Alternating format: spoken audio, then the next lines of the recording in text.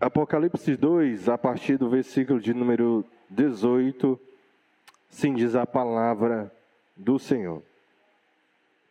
Ao anjo da igreja em Tiatira escreve: estas coisas diz o Filho de Deus. Eu tenho os olhos como chama de fogo, e os pés semelhantes ao bronze polido. Conheço as tuas obras, o teu amor, a tua fé, o teu serviço, a tua perseverança e as tuas últimas obras, mais numerosas do que as primeiras. Tenho, porém, contra ti o tolerares que essa mulher Jezabel, que a si mesma se declara profetiza, não somente ensine, mas ainda seduz os meus servos a praticarem a prostituição e a comerem coisas sacrificadas aos ídolos. Dê-lhe tempo para que se arrependesse. Ela, porém, todavia não quer arrepender-se da sua prostituição. Eis que a prosto de cama, bem como em grande tribulação os que com ela adulteram, caso não se arrependam das obras que ela incita. Matarei os seus filhos, e todas as igrejas conhecerão que eu sou aquele que sonda mentes e corações. E vos darei a cada um segundo as suas obras. Digo, todavia, a vós outros, os demais de Tiatira, a tantos quantos não têm essa doutrina, e que não conheceram, como eles dizem as coisas profundas de Satanás. Outra carga não jogarei sobre vós. Então somente conservai o que tendes, até que eu venha.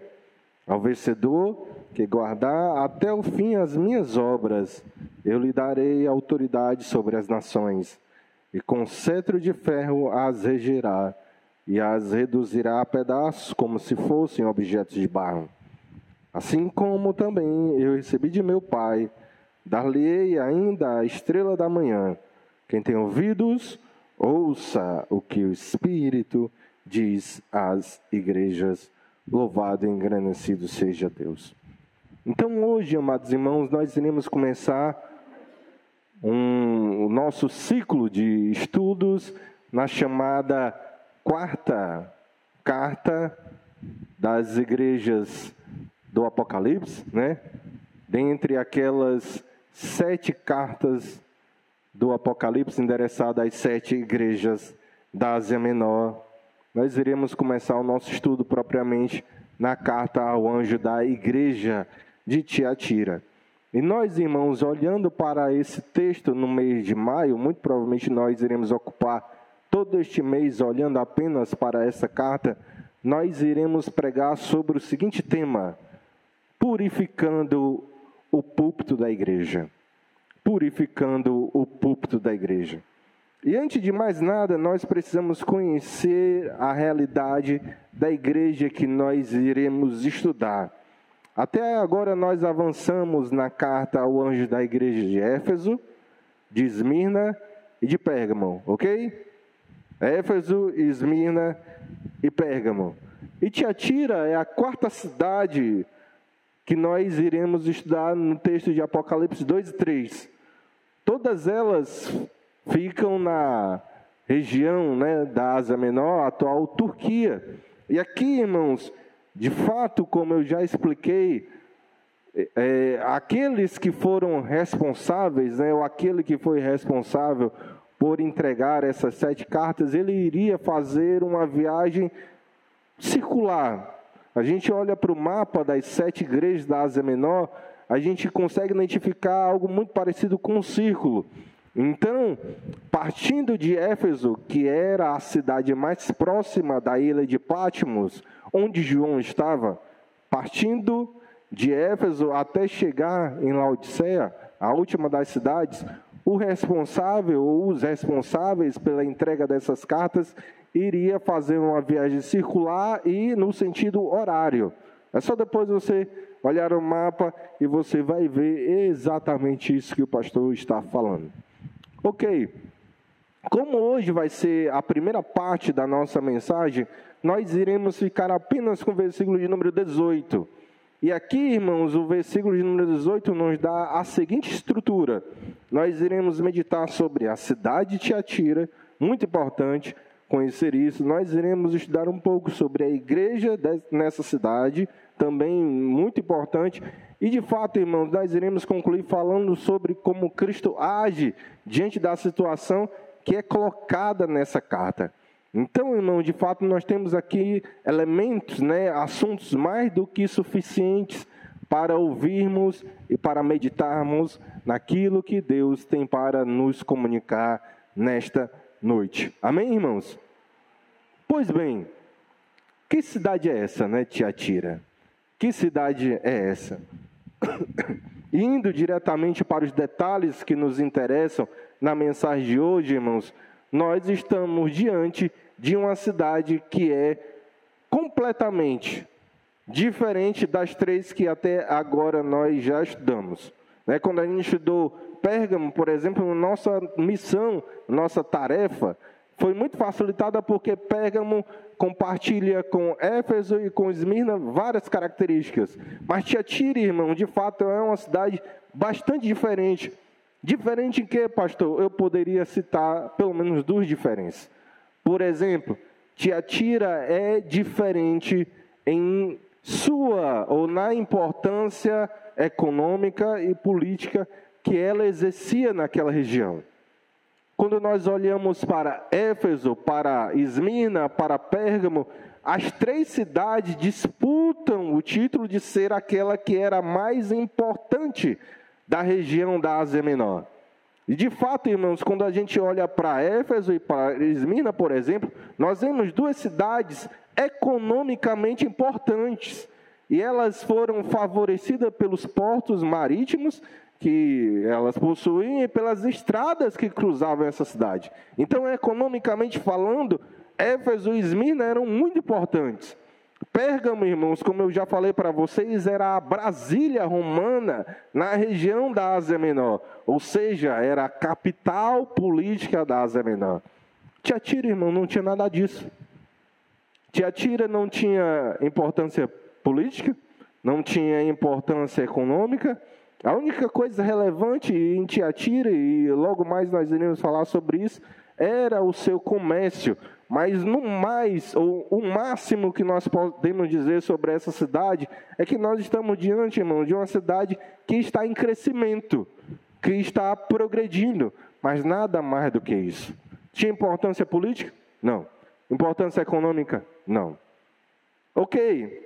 A segunda diferença que nós identificamos em Tiatira, em relação às outras três cidades, irmãos, é a questão do culto ou da adoração ao imperador. Em Esmirna e em Pérgamo, você deve se lembrar, isso aqui era muito forte. Em Tiatira, não. A questão da adoração ao imperador não era um assunto assim de grande peso, de grande importância, e as pessoas não levavam isso com tanto afinco como em Esmirna e Pérgamo, por exemplo.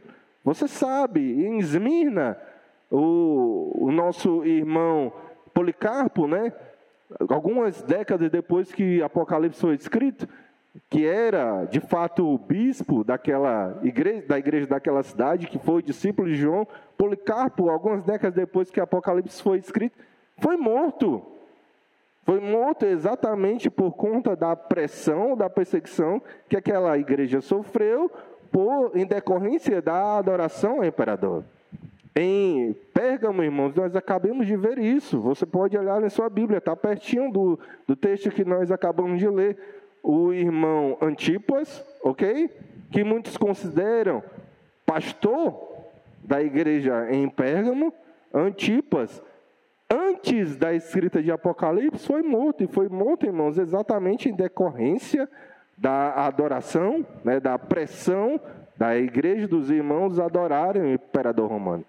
Eu creio que você já entende o quanto isso era difícil para os cristãos. Anualmente, os cidadãos romanos tinham que jurar lealdade ao imperador. Isso se dava através de uma cerimônia. Era queimado incenso diante de uma das imagens dos imperadores de Roma, e era feita a declaração de que César era o Senhor. Em decorrência disso, a pessoa recebia um certificado, e obviamente, irmãos, os irmãos do primeiro século se negaram a essas coisas. Só que em Tiatira, os crentes, os santos daquela cidade não tiveram esse desafio. Então, queridos, até aqui eu já considero bastante suficiente. Já em várias informações mais do que necessárias para você entender como é que era a cidade de Tiatira. O comércio era muito forte, mas ainda não tinha importância econômica e política. Era uma cidade em desenvolvimento. E também não tinha aquela pressão em se adorar ao imperador como tinha em outras cidades. Ok? Avançando nessa questão, depois que você já entendeu sobre a cidade, agora a gente precisa entender sobre a igreja. Né? A gente sai da cidade, agora a gente vai adentrar na igreja. E, muito provavelmente, o irmão mais famoso da igreja de Tiatira era a irmã Lídia. Irmã Lídia. Não é a irmã Lídia que viajou lá para Florianópolis, não. É outra Lídia. É a Lídia de Atos 16. A irmã Lídia, conforme o texto de Atos 16, era vendedora de observação. Você percebe que quando sempre há uma referência à cidade de Tiatira ou os habitantes daquela cidade, está sempre ligado também a uma referência a uma atividade comercial, uma atividade econômica. Tiatira era conhecida pelo seu comércio e a nossa irmã Lídia era vendedora de púrpura. Guarde isso, eu vou voltar para esse assunto, você vai entender por que isso é importante. Então, conforme o texto bíblico, Lídia, em Atos 16, estava ouvindo a mensagem do Evangelho, enquanto Paulo estava na cidade de Filipos, e lá o Senhor a transforma e alcançou, e muitos dizem que essa irmã foi a responsável por também levar o Evangelho para a sua cidade. Ok, irmãos. Dito isso, eu preciso lhe dar mais uma informação. Olhe para a quantidade de versículos que nós temos na carta ao anjo de Tiatira. Compare a quantidade desses versículos com as 3 cartas anteriores. Você percebe alguma coisa? Olhe a quantidade de versículos que tem na carta ao anjo da igreja de Tiatira e olhe para as 3 cartas anteriores. Você consegue perceber alguma coisa? Só pela quantidade de versículos. Nós estamos diante de uma carta grande, não é verdade? Irmãos, de fato, a 4ª carta do Apocalipse, a carta ao anjo da igreja de Tiatira, é a maior das 7 cartas presentes em Apocalipse 2 e 3. E isso, irmãos, é interessante, porque voltando ao primeiro aspecto da cidade, a cidade de Tiatira tinha importância política e econômica? Não. E muitos consideram, irmãos, também que a igreja, a própria igreja de Tiatira, também não era igreja assim tão relevante. Muitos entendem que a igreja de Tiatira era uma igreja inexpressiva, era uma igreja comum. E Cristo, irmãos, ou endereça para essa igreja comum ou inexpressiva a maior das 7 cartas de Apocalipse 2 e 3. E aqui, irmãos, isso é interessante, porque de fato Cristo valoriza inclusive as pequenas igrejas. Uma igreja menor, uma igreja menos expressiva, uma igreja menos relevante, recebe, endereçada a ela, a maior carta de Apocalipse 2 e 3. Então entenda isso, irmãos, entenda essa mensagem do Senhor para a sua vida, para as nossas vidas. Cristo, irmãos, valoriza de igual modo todas as suas igrejas, assim como todos os seus filhos, independente daquilo que eles fazem ou da forma que o mundo os considera ou os reconheça, Cristo nos valoriza de igual modo. Nós, irmãos, o mundo, a sociedade e a comunidade evangélica também, nós temos os nossos métodos, né? Os nossos parâmetros para verificar, para reconhecer a importância de alguma igreja. Geralmente, Quais são as igrejas que são ditas relevantes? Não, é a igreja que tem, ou não, X quantidade de membros. Não é isso, irmãos? É uma igreja que tem X faturamento mensal. É uma igreja que tem um tamanho considerável. É uma igreja cujos membros são líderes políticos, são líderes na sociedade, ocupam cargos relevantes e de maior destaque. É uma igreja, irmãos, cujo pastor, cujos seus líderes estão entre os mais famosos da cidade, ou os mais famosos do país. É assim, irmãos, que nós atribuímos valor para a igreja. Imagine se Cristo fizesse assim com a igreja de Tiatira. Nós não teríamos essa carta. Nós não teríamos essa carta, irmãos. Mas, de fato, Cristo não faz assim. Cristo não atribui ou não analisa o nosso valor, não mede o nosso valor pelo aquilo que nós temos ou pelo aquilo que nós fazemos. O mundo faz assim, e nós, muitas das vezes, também fazemos assim. Cristo não. Como é que Cristo analisa ou atribui valor para a sua igreja? Não é por aquilo que nós fazemos ou por aquilo que as igrejas fazem, é por aquilo que Ele fez por nós. O valor da igreja, o valor individualmente de cada um dos servos do Senhor, irmãos, repousa sobre isso, sobre os méritos de Cristo, sobre a obra que Ele fez por nós e pelo preço que Ele pagou na cruz do Calvário para nos salvar.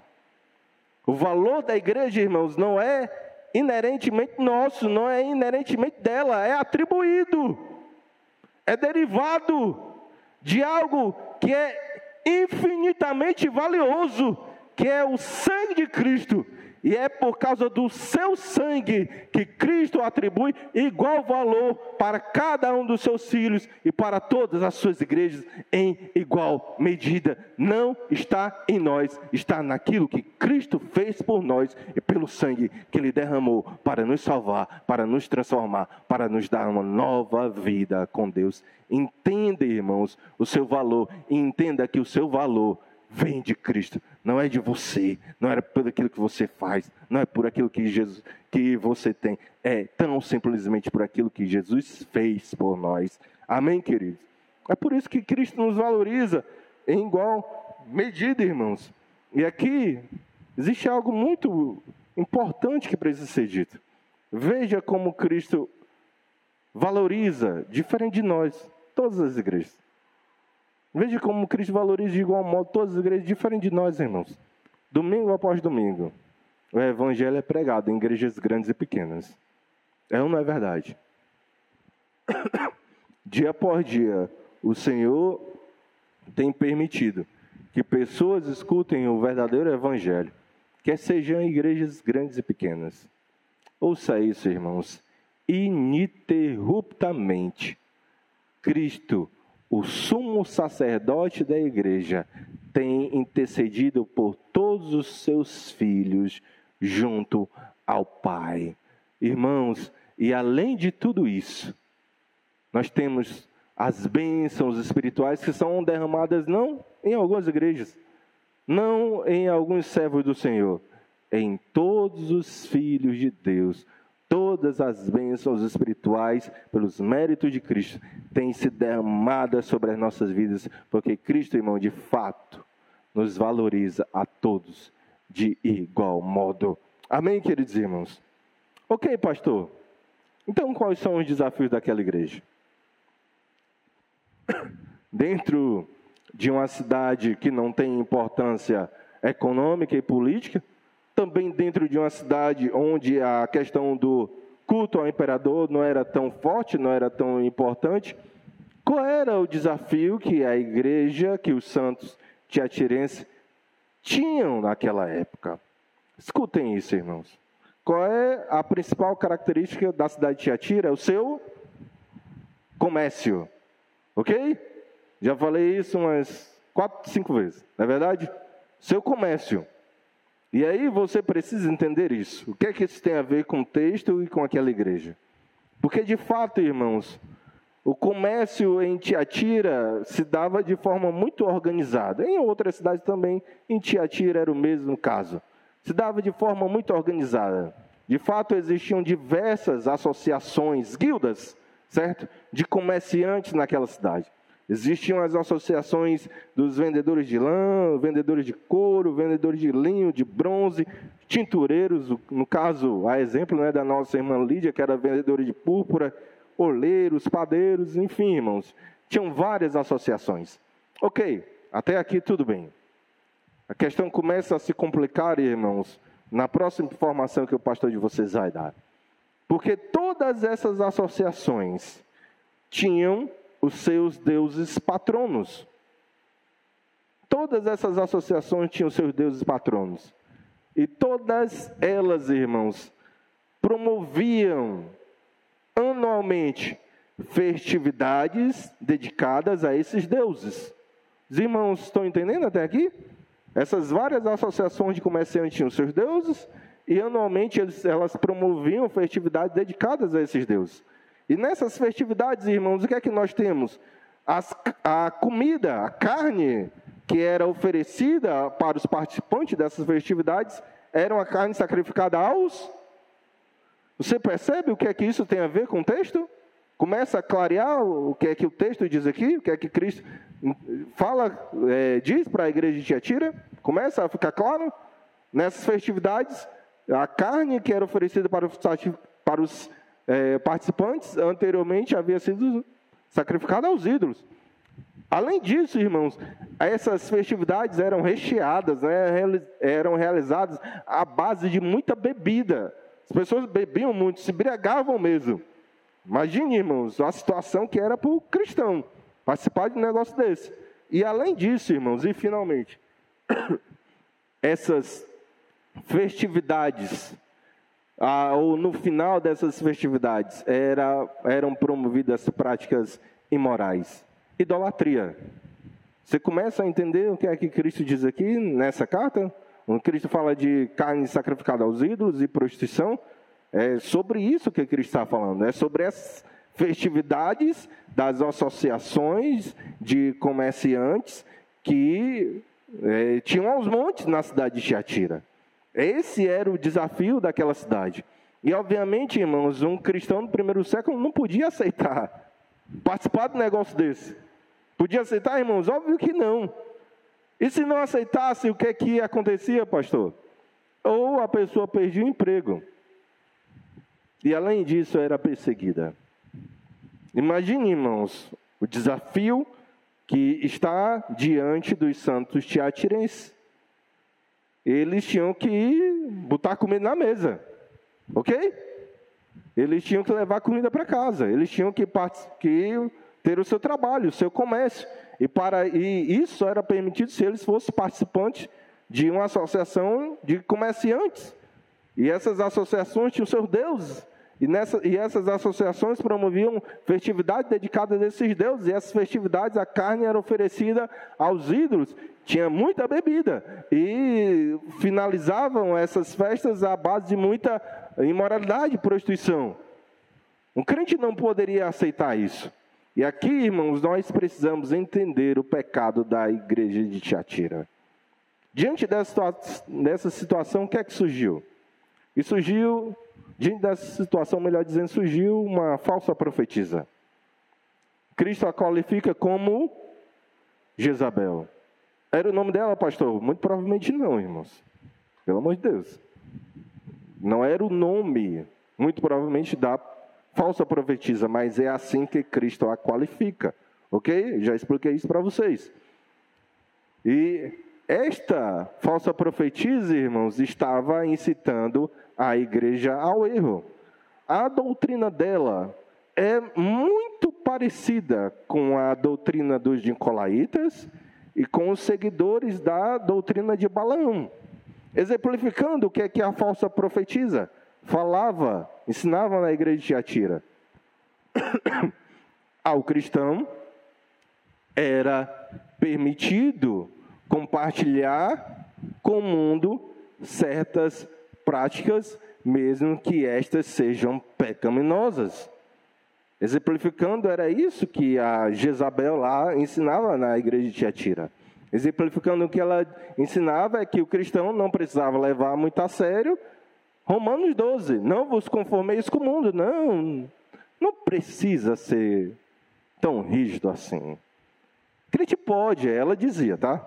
Crente pode se conformar com o mundo. O crente pode compartilhar algumas práticas, mesmo que pecaminosas, com o mundo. O crente não pode se preocupar, ser tão rígido assim, ser tão diferente do mundo. O crente pode se conformar, o crente pode tomar a forma do mundo, se isso lhe convir. Quando isso lhe trouxer benefícios, ok. Você vai lá, participa, faz o que você tem que fazer, mas aí você volta. Domingo, igreja, tá? Domingo, casa do Senhor. Restante da semana, restante da semana não se preocupe. Você pode ser parecido com o mundo. Então, irmãos, basicamente, era isso que aquela falsa profetisa ensinava. E diante disso, depois que a gente conheceu sobre a cidade, depois que a gente conheceu sobre a igreja, nós precisamos analisar o terceiro e último elemento, que é o mais importante nesse texto. Amém? Que é Cristo. O que é que Cristo faz diante de uma situação dessa? Como é que Cristo age numa igreja que está numa cidade assim, que força, que leva, que propicia um certo cenário para que os cristãos venham incorrer no erro? O que é que Cristo faz quando uma pessoa assume o púlpito e começa a contradizer aquilo que as Sagradas Escrituras dizem e começa a incitar a igreja também ao erro? O que é que Cristo faz numa igreja que está vivendo nesse contexto? Preciso dizer, irmãos, que a igreja de Tiatira é muito parecida com a igreja brasileira? Acho que por tudo aquilo que eu já ensinei para você já faz essa associação automaticamente. Porque, de fato, irmãos, nós estamos diante do mundo que oferece muitos meios, muitas circunstâncias, muitas situações que para os cristãos parecem ser muito convidativas e muito atraentes.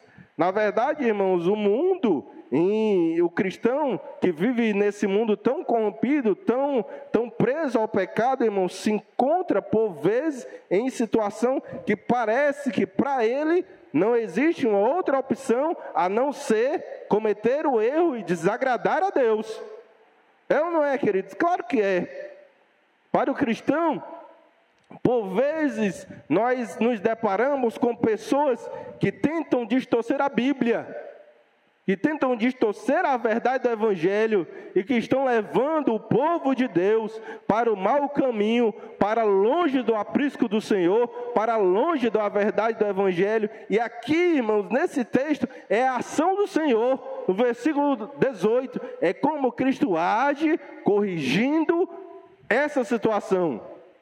E aqui, irmãos, eu quero novamente que você leia comigo este versículo de número 18 de Apocalipse 2. Ok? Diz assim o texto sagrado.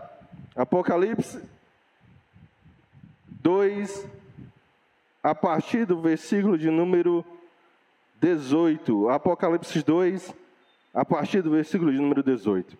Ao anjo da igreja em Tiatira escreve: estas coisas diz o Filho de Deus, que tem os olhos como chama de fogo e os pés semelhantes ao bronze polido. Louvado e engrandecido seja Deus. Irmãos, existe um tema que se repete, que é recorrente no livro de Apocalipse. Que tema é esse, pastor? A restauração de todas as coisas em Cristo. Você percebe isso? Quando a gente lê o livro de Apocalipse, esse tema vai se repetindo. Como é que Cristo restaura a nossa realidade, a realidade do mundo. E de fato, irmãos, essa é a maior expectativa para o cristão, é a maior esperança para o cristão. Nós esperamos, irmãos, e muito esse dia, quando for dada a palavra de ordem, quando ressoar a trombeta, quando for ouvida a voz do arcanjo, os mortos ressuscitarão primeiro. Os vivos serão arrebatados juntamente com eles, até junto à presença do Senhor nos ares. É isso, irmãos, é sobre isso que repousa o nosso coração. É em direção a isso, irmãos, que está a nossa esperança. É isso que a igreja clama: Maranata, ora vem, Senhor Jesus. Porque nós sabemos, irmãos, que quando esse dia chegar, quando Cristo voltar, a realidade, irmãos, hoje corrompida pelo pecado, tudo será transformado.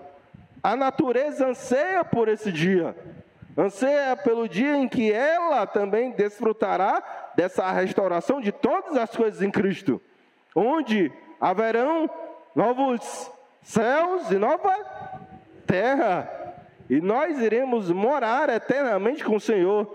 A natureza, essa realidade visível que nós vivenciamos, onde nós moramos, tudo isso será restaurado, irmãos. Mas não apenas isso. A realidade da igreja, a nossa realidade também será restaurada. Como diz lá em Apocalipse 21, versículo 4, né? E lhes enxugará dos olhos toda lágrima. E a morte já não existirá. Já não haverá luto, nem pranto, nem dor, porque as primeiras coisas passaram. A realidade da igreja será diferente, será restaurada em Cristo. Não apenas isso, irmãos. A realidade do pecado também mudará drasticamente. Porque hoje nós pecamos. Ih, pastor, acho que eu tenho que colocar um qualitativo aí. Não, irmão, vamos ficar só por aqui, tá? Vou colocar qualitativo muito, não. Mas nós pecamos hoje. Mas quando Cristo voltar, não será mais possível para o cristão pecar.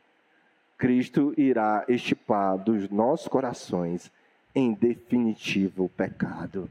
É por isso, irmãos, que nós ansiamos: Maranata, ora vem, Senhor Jesus, porque nós sabemos que tudo será restaurado em Cristo. Mas deixa eu lhe dizer algo, e é esse o ensino, se você ainda não percebeu, das 7 cartas do Apocalipse. Não é que apenas tudo será transformado, restaurado, modificado quando Cristo voltar.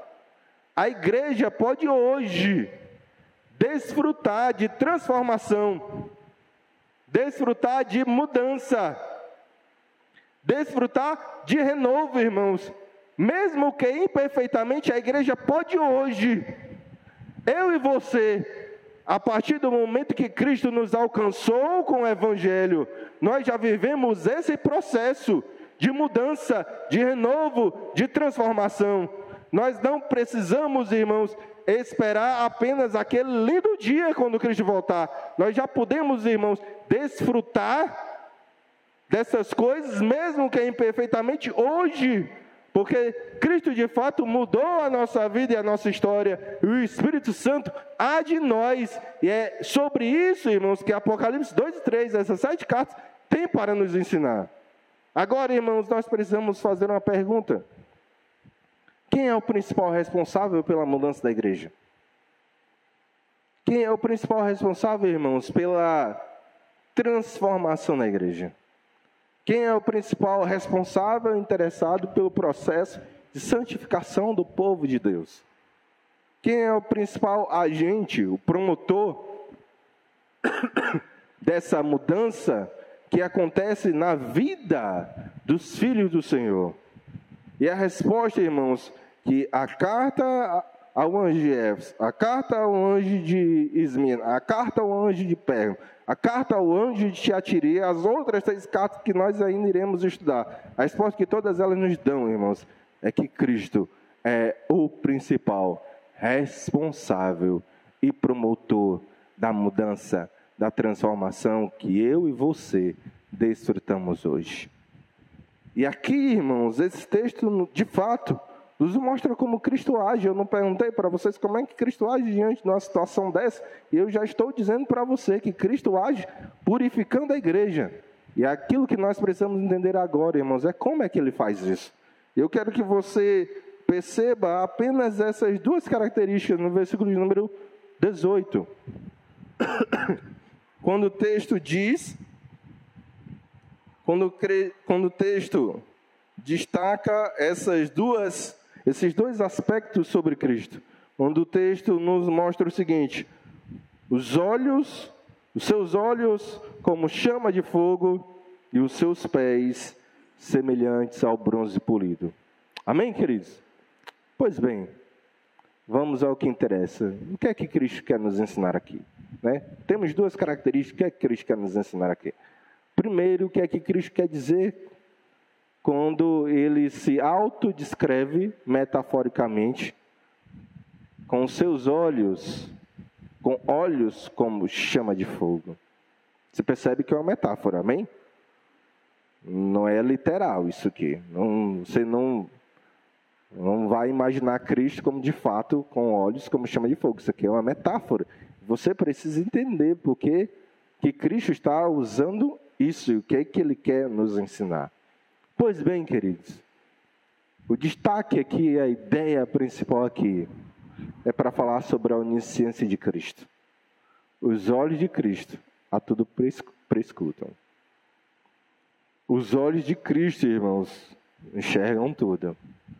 Os olhos de Cristo, aos olhos de Cristo, nada permanece oculto. O Senhor, irmãos, de fato, tudo vê. Cristo tudo vê. Por isso que o texto diz que os seus olhos são como chama de fogo. Existe uma frase bastante interessante do reverendo Hernandes Lopes. Ele diz o seguinte: Cristo não tem uma opinião sobre nós. Sabe? Cristo não tem uma opinião sobre nós. Seu amigo pode ter uma opinião sobre você. Seus pais podem lhe conhecer bastante, mas não lhe conhecem profundamente. Cristo não tem uma opinião sobre nós. Cristo tem um diagnóstico. Cristo conhece todas as nossas necessidades. Cristo conhece as nossas fraquezas e as nossas qualidades. Cristo conhece, irmãos, os nossos defeitos. Cristo nos conhece, irmãos, perfeitamente, inteiramente. Cristo sabe, inclusive, aqueles que lhe pertencem. Cristo sabe quem é trigo e quem é joio. Cristo sabe, irmãos, quem é que simplesmente veste uma roupa de crente, mas não é. Cristo sabe quem é você, ou quem somos nós, quem sou eu, debaixo dessa aparência de crente que nós carregamos, dessa roupa de crente que nós carregamos. Cristo, irmãos, sabe de fato quem são os seus. Além disso, Cristo sabe como estamos e onde estamos. Tem ovelhas do Senhor que parece que estão no aprisco, mas não estão. Cristo sabe quais são as suas ovelhas que de fato estão no aprisco e não apenas aparentam estar no aprisco. Cristo sabe, irmãos, porque Ele tem olhos como chama de fogo. Cristo sabe quem é que de fato está bem, que não tem a aparência apenas de que está de pé, mas que de fato está de pé. Cristo sabe, irmãos, quem é que está mal, quem está precisando de socorro espiritual. Cristo sabe, irmãos, quem está distante dos seus caminhos. Cristo sabe aqueles que servem ao Senhor com interesse de coração e aqueles que não estão mais servindo a Deus, estão simplesmente na casa de Deus, mas que o seu coração vagueia por aí, perdido. Cristo nos conhece inteiramente. Não existe nada que possa permanecer oculto diante dos olhos de Deus. E de fato, irmãos, Ele a tudo prescruta, Ele a tudo conhece. Isso lhe assusta? Deveria, por vezes, nos assustar, porque Deus nos conhece perfeitamente, muito mais do que nós. Mas deixa eu lhe dizer algo. O fato de Cristo nos conhecer, contribui para os seus atos redentores. Deixa eu lhe dizer algo. Cristo é um noivo perfeito. E Ele conhece perfeitamente a sua noiva. E Ele, em conhecendo a sua noiva, conhecendo as suas necessidades, seus dilemas, os seus defeitos, Ele tudo fará para apresentá-la a si mesmo, igreja gloriosa, sem mácula, sem ruga, nem coisa semelhante, porém santa e sem defeito. Efésios 5, 27. Deixa eu lhe falar algo. Cristo é a cabeça perfeita. E Cristo conhece perfeitamente cada membro do seu corpo. Cristo, irmãos, conhece cada membro do seu corpo, sabe aqueles que estão doentes, sabe aqueles que estão fracos, sabe aqueles que estão precisando de ajuda. E Ele tudo fará, irmãos, para manter a saúde de cada um dos membros do seu corpo. Cristo é a videira verdadeira, é a videira perfeita, me permita essa expressão. E Cristo conhece perfeitamente cada um dos seus ramos, as suas fraquezas, os seus dilemas, os seus problemas, os seus erros. E Ele tudo fará para nutrir os seus ramos. É isso que Cristo faz com cada um de nós a nos conhecer. Sabe o que é que eu aprendo aqui quando o texto diz que Cristo tem olhos como que chama de fogo? É que nós não precisamos manter a nossa vida de aparência diante do Senhor. Diante de Cristo, irmãos, é desnecessário a gente manter as nossas capas de bons cristãos, de bons moços. É desnecessário, irmãos, nós mantermos as nossas aparências diante do Senhor de super crentes. Nós precisamos, irmãos, de fato entrar na presença de Deus como nós somos, necessitados e carentes da graça e da misericórdia de Deus, e clamar para esse Deus que já nos conhece, que já nos sonda, que prescuta o nosso coração. Nós precisamos, irmãos, nos voltar a Ele e clamar que a sua graça e a sua misericórdia sejam constantemente derramadas sobre as nossas vidas. Você não precisa manter a sua capa de crente diante do Senhor. Se prostre diante desse Deus que te conhece e que, mesmo te conhecendo, continua te amando, continua investindo na sua vida, continua te chamando de filho e continua te convidando a manter uma vida mais santa e mais íntegra. Como, pastor? Através da força que Cristo dá para você. Se volte para Deus. Ele te conhece. Seja genuíno, seja verdadeiro diante da presença do Senhor. Reconheça a sua dependência, reconheça as suas fraquezas e saiba que Cristo pode tratar o seu coração. Por quê? Porque Ele nos conhece. Os seus olhos são como chama de fogo. Mas o texto, irmãos, também nos mostra uma segunda característica e obviamente outra metáfora aqui, quando ele descreve, quando nos é descrito os pés do Senhor. E a metáfora é, os seus pés são semelhantes a bronze polido. O que é isso, pastor? Pés semelhantes a bronze polido, o que é que isso tem a ver? O que é que Cristo quer nos ensinar aqui? Pois bem, irmãos, muitos estudiosos entendem o seguinte. Aqui há uma referência ao fato de que Cristo calca aos seus pés todos os seus inimigos. Os pés de bronze, inclusive potencializam essa questão da glória, do poder, da soberania de Deus. Os pés do Senhor são poderosos de fato para derrotar, para sujeitar debaixo dos seus pés todos os seus adversários. Essa era uma prática comum, irmãos, nos tempos antigos.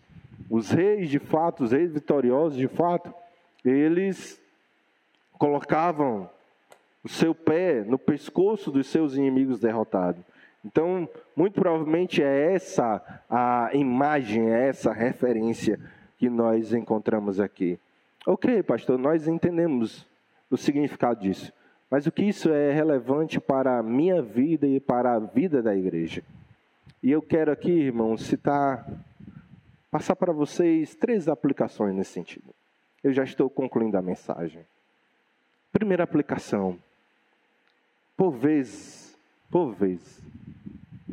é bastante complicado para a igreja derrotar as Jezabel do presente ou do passado.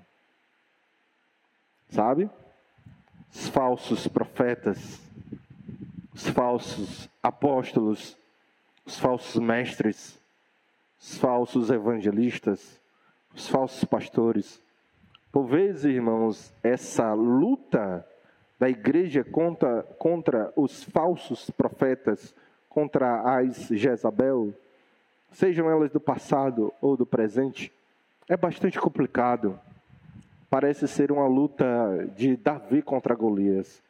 Sabe por quê? Porque hoje, irmãos, e no passado também era a mesma coisa. As Jezabels,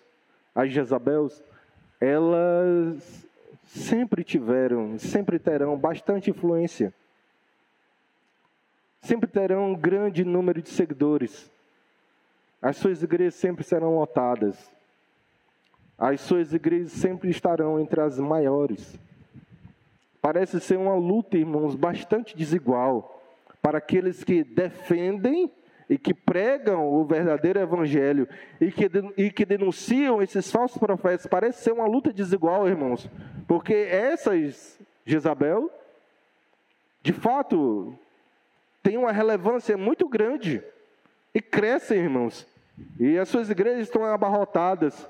E por vezes o fato delas crescerem, as suas igrejas crescerem e serem abarrotadas, por vezes para alguns é como se justificasse o que eles pregam, o que essas pessoas pregam.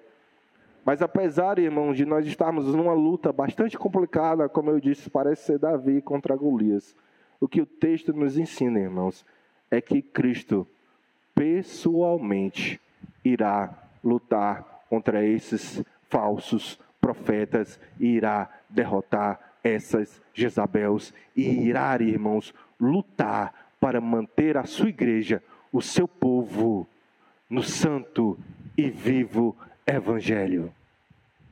No evangelho puro e simples. Cristo mesmo irá, irmãos, se levantar e irá colocar debaixo dos seus pés, os seus pés como bronze polido, esses falsos profetas, e Deus, Cristo Jesus, irá manter no meio daquela comunidade, daqueles que lhe pertencem, um púlpito sadio, um púlpito puro. É essa a promessa do Senhor para a sua igreja, através dessa carta.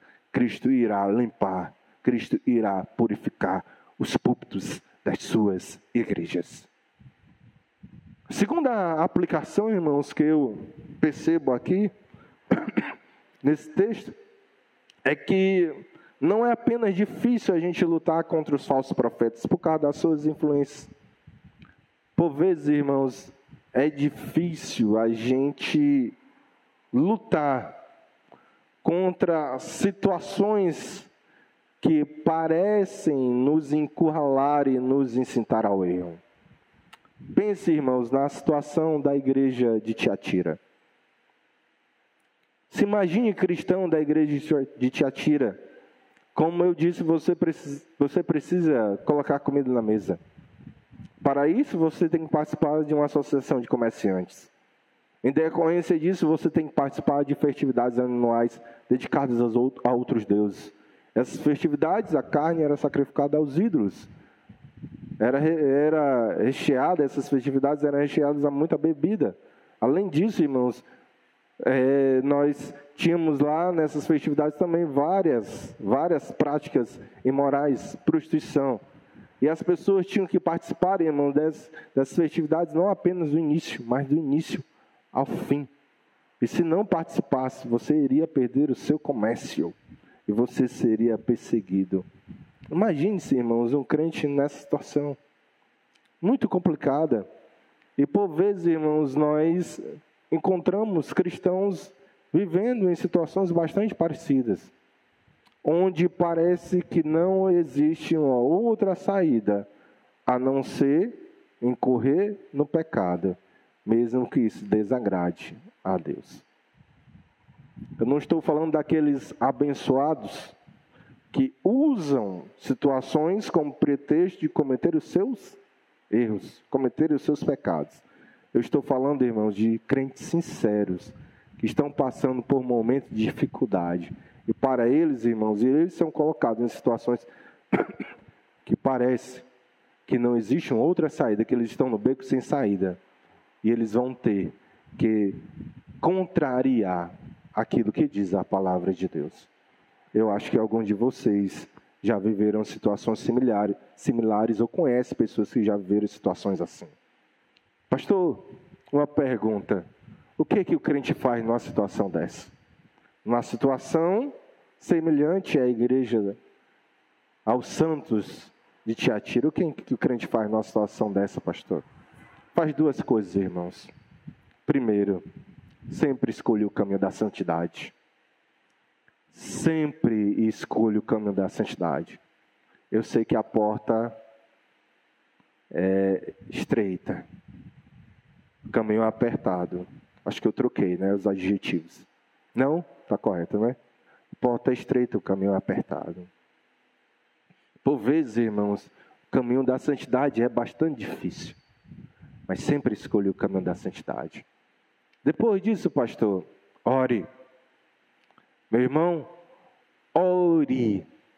Ore lembrando de que o Senhor que você serve tem os pés como de bronze polido. O Senhor, o Deus que você serve, o seu Salvador, tem poder suficiente para derrotar todas as situações que lhe encurralam e que lhe levam ao erro. Busque ao Senhor.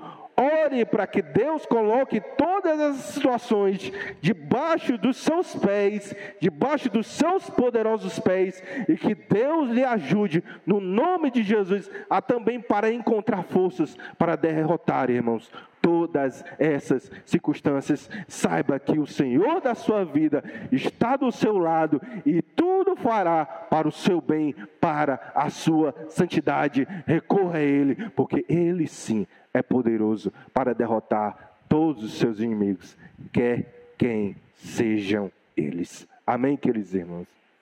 Eu disse 3 aplicações, não é? Perdão, irmãos. Até agora foram 2. A terceira aplicação é com respeito aos nossos pecados. Porque até aqui eu falei daqueles que pregam um falso evangelho. E às vezes, irmão, de fato é difícil a gente lutar contra essas pessoas, é complicado. A turma se reinventa, eles se renovam, os números de seguidores dessa turma crescem, é complicado essa turma. Mas a gente tem que continuar pregando. A gente tem que continuar exortando o povo de Deus para não dar ouvido a essas pessoas. Mas é de fato uma luta difícil, mas nós cremos que Deus é quem derrotará essas pessoas, esses falsos profetas. Por vezes, irmãos, como eu acabei de dizer para vocês, é complicado a gente lutar contra situações que parecem nos encurralar para o erro. É complicado, irmãos. De fato, o caminho para a santidade é bastante difícil. Só, irmãos, que nós temos um problema ainda maior.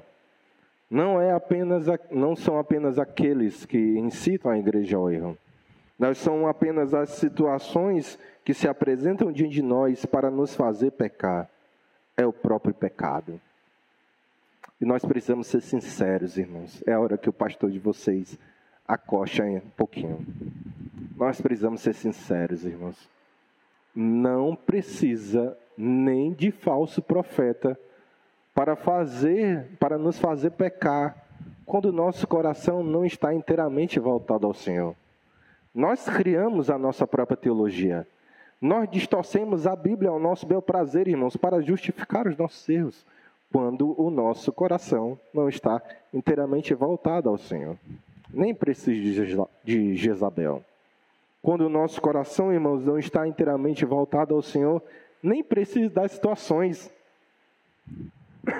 Nem precisa, irmãos, da pressão externa.